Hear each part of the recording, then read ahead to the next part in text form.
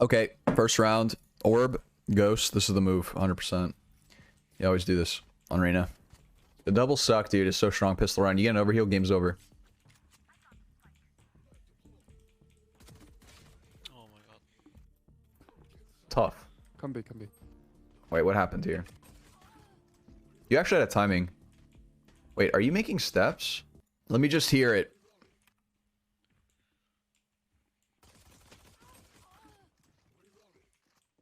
Yeah. Yeah, so here you should probably be trading your Killjoy. When she's shooting her gun, you swing, right? Maybe not while this is going on, but just be ready. You should be like right here. You don't want to swing into this crosshair, but like, you know, okay, first of all, the first person, as a rule of thumb, this guy wide swings, so he gives you room to swing as well and trade.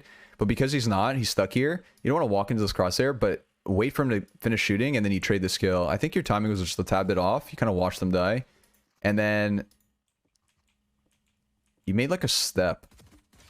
Oh my. So I think that's why he heard you there.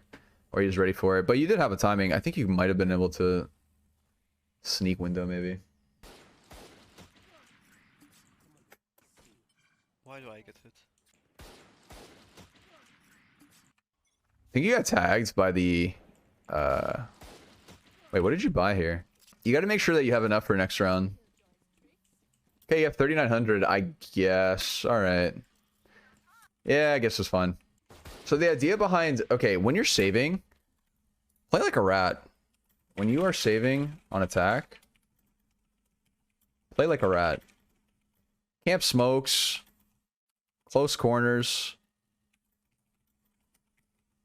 Or just lurk to get a gun, especially as Reyna. So, how do you win this round? You got to think. How do you win this round? As Reyna, when you're saving, if you get one kill, you have a Spectre, you overheal, you are literally in a really good spot. So, all you need is a gun and an overheal.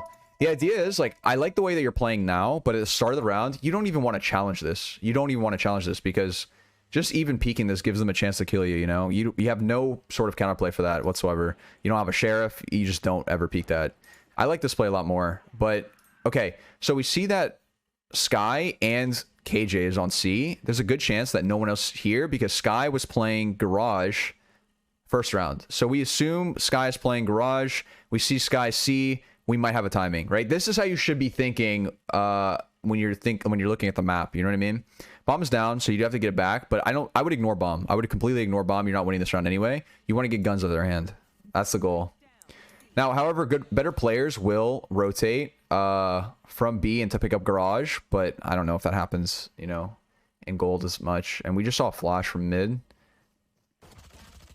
Okay, so they did do that. They doubled up Garage. They over-rotated.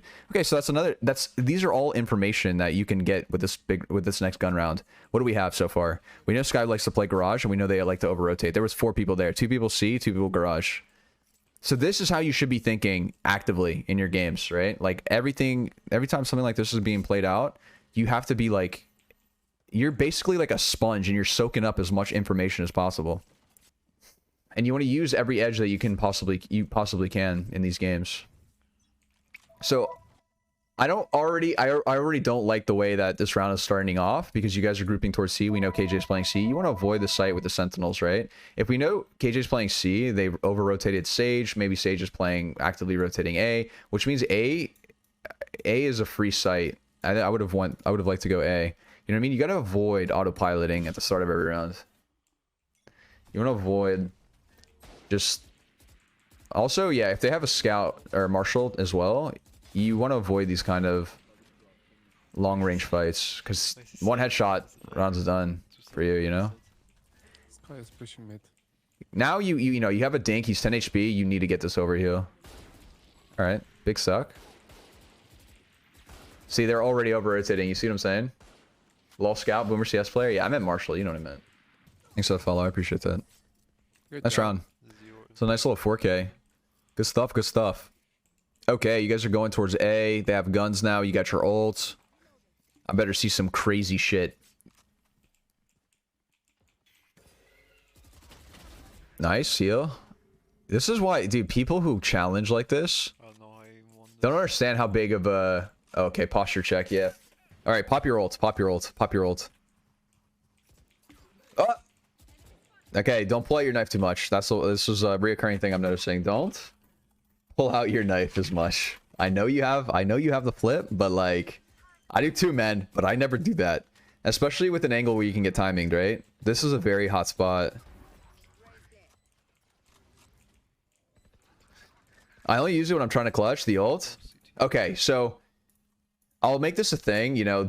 Okay, this round, there could be argument that you don't want to ult, but as a rule of thumb, if you are below diamond, if you're below immortal, this is what you want to do. If you have ult and your team is buying and the enemy team is buying, you want to ult, right? And this applies for almost every agent. Why? Because you need to get every edge you can on this round. This round is very important. You win this gun round, Jet as well. If you don't have a gun, yeah. Yeah, if you don't have a gun, then yeah. But if you have one that carried over from last round, then no. So that's, I guess, would be an exception. But the idea is like you want every edge that you possibly can. Why? Because this round is very tide turning, right? Like you win this round, they have to save the next round. You can already farm up your next ult. And you don't need that ult for when they're saving, right? You need it now for this gun round. And when they're saving, you farm it up for the next time. So you can get good ults, 2 to 3 effective ults per game. Per half, I mean. You know, depending on the agent. Ah, dismiss? Wait, I dismiss. That was a good try. Also, dude, this KJ grief the hell out of you. He should be swinging this. No. Also, you could dismiss. What I like to do, I like to fight when I have an orb like this. And if I miss the first 2 shots, insta dismiss. You know what I mean? You just go for like the risky little play, dismiss. No. But other than that, you pretty decent round. Should entry more his team as well? Let's see. Well, the way that this round panned out, you were kind of holding for this push, so you didn't really have time to entry. Let's see. Yeah, never pull your knife out when you have opportunities to get timing. No, I don't think there was an entry problem here. There's a common misconception with like, if you're duelist, you have to be the first one out. You really don't have to. Actually, I think Reyna is one of the best for clutching. The idea behind duelist is creating space, and you've created space elsewhere, and you're holding the heaven for them. So I don't mind this play. I'll note if I notice it later rounds, I'll point it out. But so far, it's not that big of a problem. Even if you have numbers like 2v5. Like if 3 of them are dead, you probably should have ulted before that. But you know, if it's 5v2 and you have KJ ults, then don't, right? But you want to use it before that. The idea is like you want to use your ults before any gunfights, unless you're Sage or whatever. Play around it. There's a lot of different variables, but just try and take that with a grain of salt and adapt it into your play. Because so many people in lower ranks never use their ults. It's a very big problem. Okay, so here, before even entering Soul... Oh, did I write this down? Yeah. You just pop your ults, you flash out. Make sure you're flat. You always... So, the point of your flashes isn't to blind them. It's to get information. So when... What do I mean by that is, like, if you were to flash up here, before you even peek, it's not even to get them blind. It's to find out where are they playing, because they have to shoot it. And as soon as they shoot it, you know where they're playing. You get the info, you white swing kill them, right? So that's the point of it. Killjoy is -40. Backside isn't even cleared yet. Yeah, this is kind of scary. You definitely ult here, though. You can... Okay, 2 options. You can either ult and push. You can try the wall spam. No? Okay. Does he have lineups? I would pop my ult and run at him. Oh, he got detained. Oh, this is tough.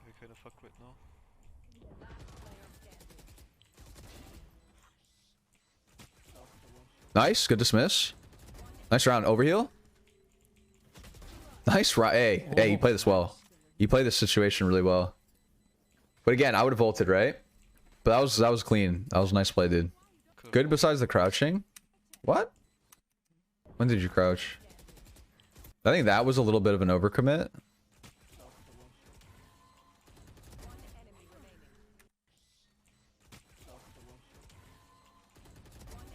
Okay, you crouched. Okay, crouching isn't bad. Crouching isn't bad, but you don't want to crouch before you shoot. Never crouch before you shoot. You take 2 to 3 bullets and then you crouch. But crouching isn't bad. I don't mind crouching at all. I think crouching is actually really good. All pro players crouch. Oh, nice. The problem isn't crouching. The problem is you're committing. So when is it bad? Here, right? This fight right here. See, I don't think you commit this. That was a little bit too much of a commitment. The problem wasn't the crouching. The problem was the commitment. But yeah, you are crouching a bit early. You want to crouch after 2 to 3 shots. This, you crouch before you even shot. But this one was good. This crouch was good. Anyway, still, really good round. The only problem I'm seeing now is kind of your ults, usage, and then having a plan at the start of the round too, right? That's another thing. Crouching is especially good in Diamond Plus because people are aiming where your head would be. Yeah, no, 100%. That's why it's so, like, every person in Radiant crouches. You never bump into anyone who doesn't crouch when they're spraying. Yeah, the only problem I'm noticing is, like, you guys are kind of autopiloting. There's no, like, hey guys, let's do this. Hey guys, let's do that, you know? You need a plan. You need a plan. And the idea behind the plan is understanding where their Sentinel's playing and then going to the opposite site. You'd be surprised what kind of influence your comms can have in games. It's how I'm winning games on my classic only account. Yeah, he has really good aim for being gold. You're pulling your knife out way too much, dude. Clear this? Okay. You're exposing yourself. You're pulling your knife out. Never pull your knife out clearing angles. Very big problem, right? Short's not cleared. Please, I don't get killed by planting. Okay. If you're gonna do that, you throw a flash. So, okay. We have to think of it this way. Okay? From the start. From the start, okay? What are the percent chances that he's playing back here? I'll say 5%. Okay? So that's 5% right there. Boom. If he was here, you were dead. Okay? That's 5%. Okay? So here, you can't really... what are the chances that he swings when you pulled out your knife during this animation? We'll say another 5%. So, you know what I'm saying? What are the chances he's close right here? Another 5%. None of these things are being checked when they should be checked, right? What are the chances that, he's backside right now? Another 5%, right? What are the chances that he's short? And then what are the chances that they're heaven now holding this? Or CT here holding this? You know what I mean? So this is all risks. This is all unneeded risks that you can completely avoid. You always want to play a little bit more mindful of the risks that you're taking. I like the idea to start watching flank though. It's really good. Also, this spot right here is very strong. I love playing this spot. The idea is, like, if you're watching flank, it alleviates a lot of pressure for your team. Okay, good ult. Good info. All right. You saw flash. Lost heaven. You don't have to even peek. Like, at all. I'd play the bomb a little bit more. You get the shot, but understand that you're giving them 2 1v1s. You want to avoid peeking and giving 1v1s. Even if you are feeling it, as long as you understand the correct play.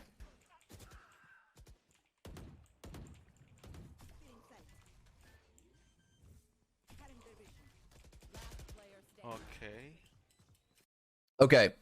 So another thing that I'm noticing, this is a recurring thing. When you are in 2v2 situations, don't isolate 1v1s and just play with your team.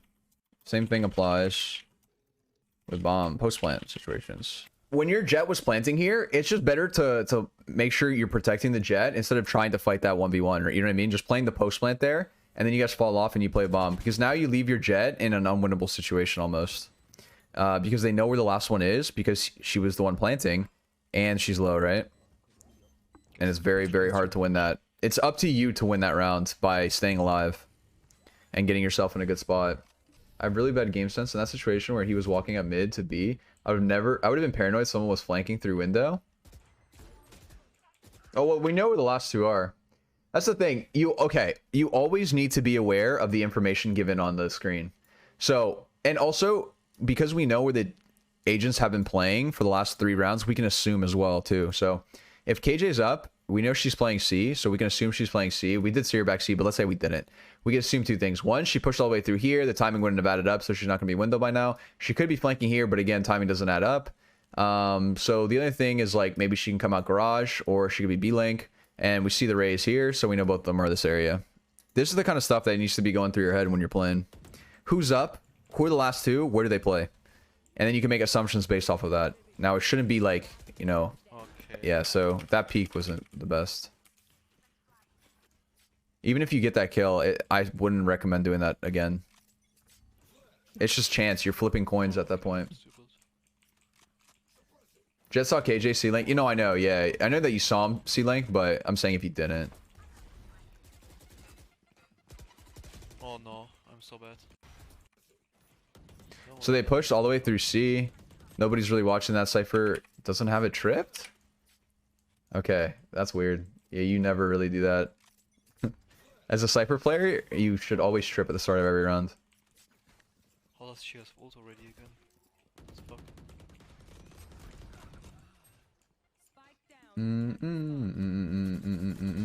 Okay, what the fuck? I think because you're in such a unique spot, I think you... Okay, so yeah, you have a problem with peeking into 1v2 situation. Either your peaks are a little bit too wide. So when you peek, try to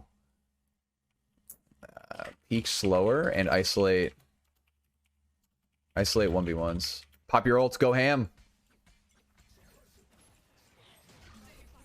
All right, flash in. Yeah, you need to flash in a lot more, dude.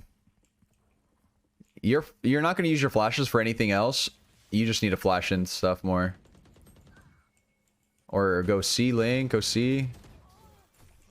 You guys are kind of sitting around. Work off of your team a little bit more. So let's add that. Focus on what the objective is for the round. Are we going C? Are we committing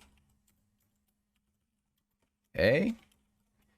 You know, these are the kind of questions that you need to be asking yourself. The idea here was a C split, but you guys are sitting in garage. You see how you guys have 3 of you guys literally just sitting garage window watching the same thing while your Jet is fighting for his life, literally like in C site. You know what I'm saying?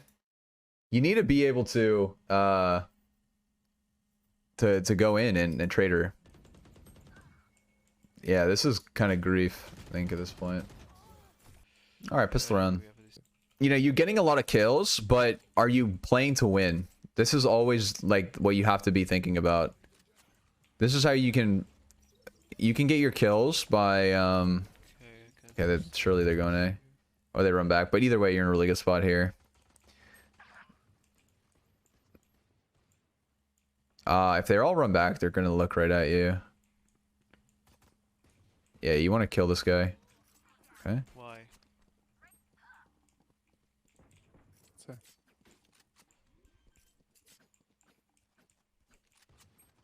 You gotta, yeah, you're pulling your knife out way too much. You gotta overheal though. You can wait for, oh, he's AFK.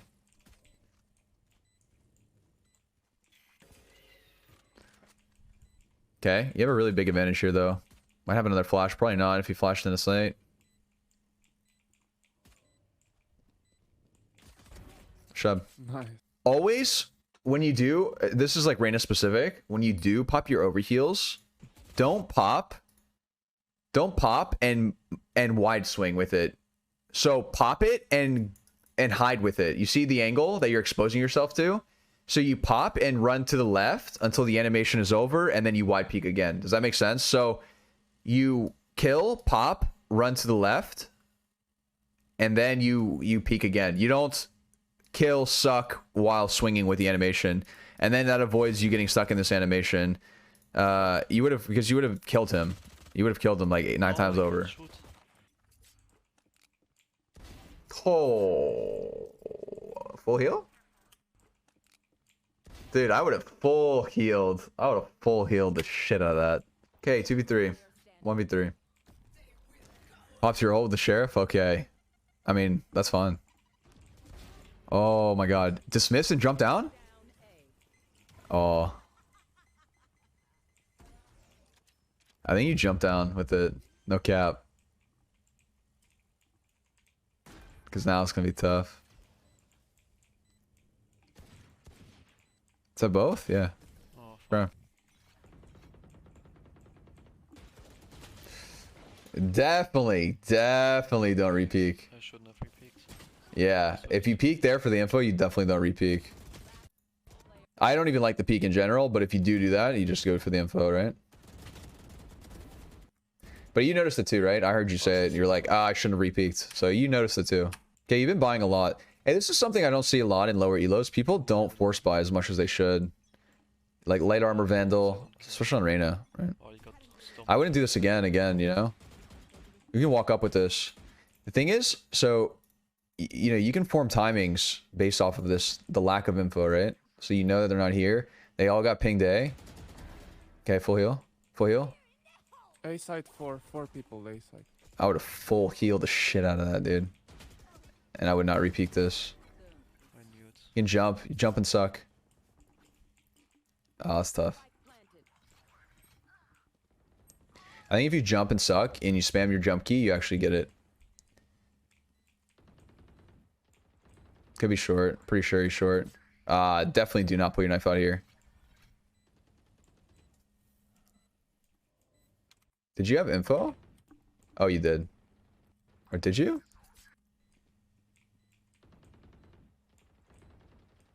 No, you didn't know where this raise was. Yeah, you gotta be very careful with your timings. Your knife, you don't put your knife, you're pulling your knife out way too much. Suck? Nice. Yeah, good stuff. Alright.